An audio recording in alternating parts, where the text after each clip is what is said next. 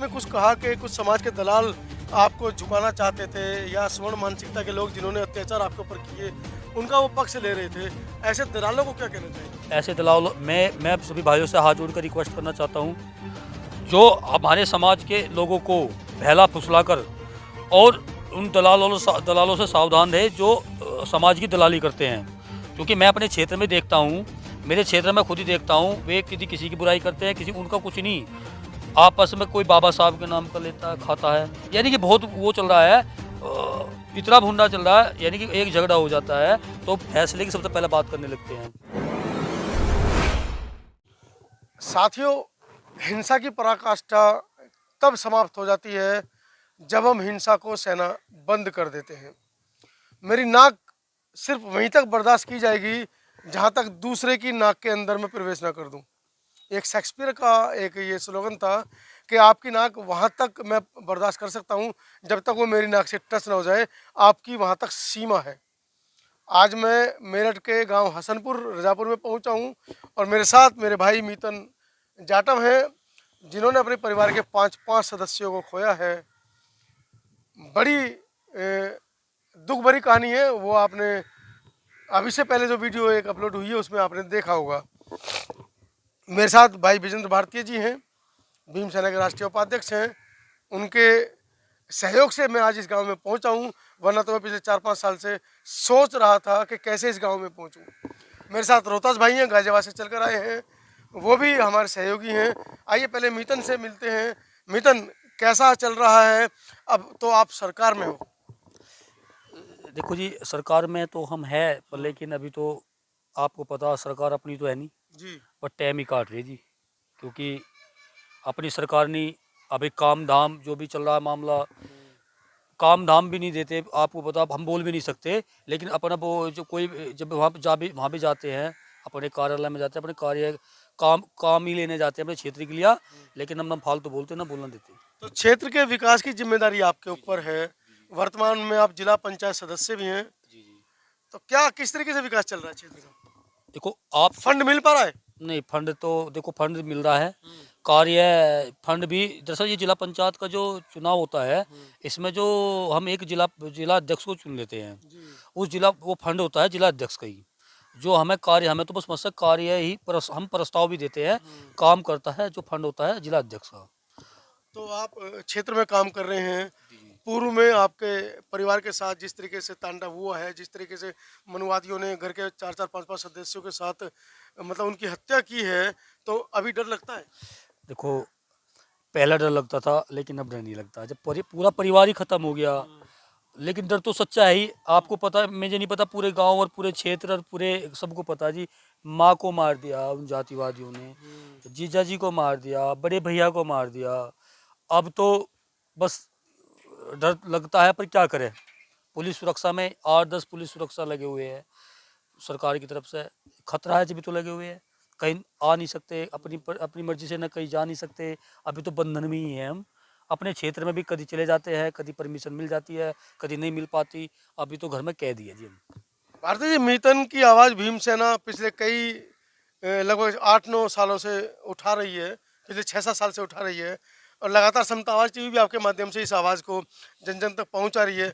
आज जब मीतन उस मतलब दलदल से कुछ बाहर भी निकले हैं, लेकिन उसके बावजूद वो बता रहे हैं कि सरकार इनको काम नहीं करने दे रही है। कैसे देखते हैं पूरे मामले को? देखिए, सबसे पहले तो आपका धन्यवाद कहूँगा मनोज जी, कि आज आपके साथ में मुझे अपने छोटे भाई की आवाज़ पर आने का मौका मिला। और साथ ही धन्यवाद आपका भी कि आपके सहयोग से मैं भी पहुंच पाया। धन्यवाद करूँगा अपने छोटे भाई रोहतास जी का भी, जो आज मेरे सारथी बने। एक मिसाइल दी जाती है, ये मिसाल होती है। एक गांव देहात से निकल कर के कोई बच्चा शहर पहुंचता है और वहां जाकर के देखता है कि उसने एक असीमित मात्रा में दौलत कमाई। एक मिसाल दी जाती है कि वो वहां पहुंचा और उसने वहां जाके अपना एक कैरियर, अपना एक एम्पायर खड़ा किया।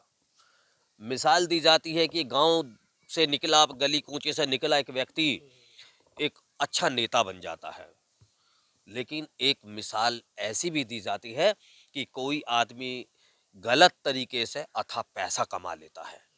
लेकिन ऐसी मिसाइल कहीं नहीं दी जाती कि एक व्यक्ति अपने लिए न्याय पाने के लिए इतनी मजबूती से, निडरता से, जिसके सर के ऊपर हमेशा मौत घूम रही हो, परिवार को खोने का डर हो और आधा परिवार खो भी चुका हो, कि वो ऐसी मिसाल पेश करे इस देश के अंदर। जो मिसाल मीतन ने पेश की है, ऐसी मिसाल मैंने आज तक नहीं देखी। सबसे पहले तो मैं मीतन के निडरता, जज्बात और उत्साह का आभार, वंदन, नमन करता हूं कि ये उत्साह, ये साहस हर किसी व्यक्ति में नहीं हो सकता। मौत से हर किसी को डर लगता है, पैसे से हर किसी को प्यार है। शायद हो सकता है 3-3 अपने परिजनों को गंवाने के बाद मीतन के पास भी कहीं ना कहीं से उन हत्यारों की तरफ से डर दिखा करके पैसा देने की ऑफर आई हो, समझौता करने की ऑफर आई हो, हत्या करने का डर दिखा करके समझौते की मांग आई हो। लेकिन इस व्यक्ति ने एक पहाड़ बन करके उन सनातनी मनुवादी सत्ताधारी लोगों के साथ, उनके साथ मिल करके जो ये जंग लड़ी है और उस जंग में जीत हासिल की है, वास्तव में इस बहुजन समाज के तमाम युवा क्रांतिकारी साथियों के लिए एक ऐसी पहल है, एक ऐसी मिसाइल है जो शायद आज तक किसी ने नहीं दी है। तो सबसे पहले तो मैं मीतन का वास्तव में उस उत्साह और उस क्रांतिकारी जो सोच है, सोच आपकी मैंने देखी आपकी कभी। आपकी बात को 1 मिनट के लिए रोकूंगा। मीतन एक मोटिवेशनल स्पीकर है, देश के अंदर बहुत बड़ा नाम है। हालांकि स्वर्ण समाज से आता है, नाम है विवेक बिंद्रा, और वो अपने बयान में कहता है कि इस समाज के लोगों के पास राजनीतिक इच्छा शक्ति नहीं है। अगर इनको राजनीति में भेजोगे तो ये समाज का, देश का बंटा ढार कर देंगे। और आप तो खुद राजनीति में आ गए हैं। और किसान का बच्चा जो खेतों में मुंडेर पानी का रात में काम करता हो, वो आज राजनीति में आ गया है, तो क्या जवाब देंगे उसको? बस वो जो वो कह रहा, जो वो हमें सोच रहा है, वो ऐसी ऐसी सोच ना करे अपनी, क्योंकि ऐसा कुछ नहीं है। मैं तो खुद ही बता रहा, मैंने आपको बताई है, गरीब का बालक हूँ, सामान्य सीट पे चुनाव लड़ा, सामान्य सीट पे, सामान्य सीट पे मैं चुनाव लड़ा, जनरल कैटेगरी, जनरल कैटेगरी से। और जी बहनी, बड़े बड़े धुलंधर थे मेरे, आप करोड़पति और अरबपति। और मैंने जो चुनाव लड़ा, मेरे समाज ने मुझे चुनाव लड़ाया, मैं वेतनों लगा 1 करोड़ रुपए लगा कर बिहारी के मेरे स्वामी, और मुझे मेरे समाज ने मात्र 1 लाख रुपए में चुनाव जिताया। और पैसा तन मन धन, मेरे पास कुछ नहीं था, लेकिन मेरे समाज में और इतनी ताकत थी, मेरे समाज में और रहकों में इतनी ताकत दिखाई। एक तरफा मिसाल देख लो, मैंने बता दी। वो जो कह रहा है वो ऐसी गलती ना करे, ऐसा ना हो हर जगह कोई और भी मिलेगा उसे। भारती जी, आप विवेक बिंद्रा के बयान को मीतन जाटव से जोड़कर कैसे देखते हैं? देखिए, मीतन जाटव से पहले अगर विवेक बिंद्रा की आपने बात की है तो मैं आपको बता दूं, जिस समाज की विवेक बिंद्रा ने बात की है, आपने कहा कि वो स्पोक पर्सन है, मोटिवेशन करता है पूरे देश के युवाओं का। लेकिन वो एक नज़र उठा करके आज से 100 साल पुराने इतिहास में जाए, तब देखे इस देश का नेतृत्व करने के लिए डॉक्टर बाबा साहब, डॉक्टर अंबेडकर से ऊपर इस देश तो छोड़िए, दुनिया में कोई अच्छा राजनीतिक नहीं है। उसके बाद अगर मैं बात करूं इसी समाज से, बहुजन समाज पार्टी की आज की नेतृत्वकर्ता और राष्ट्रीय अध्यक्ष और 4-4 बार उत्तर प्रदेश की मुख्यमंत्री रही बहन कुमारी मायावती जी, देखिए युवा सोच।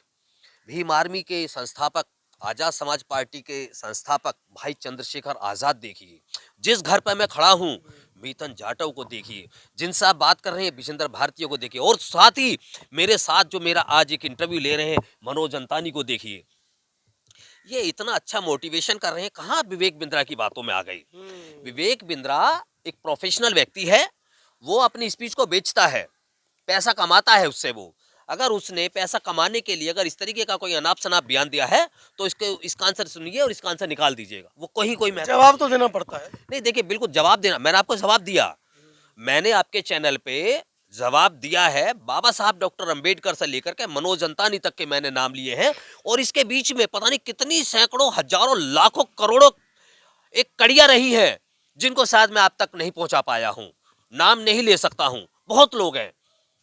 बात मैं कर रहा था मीतन जाटव की।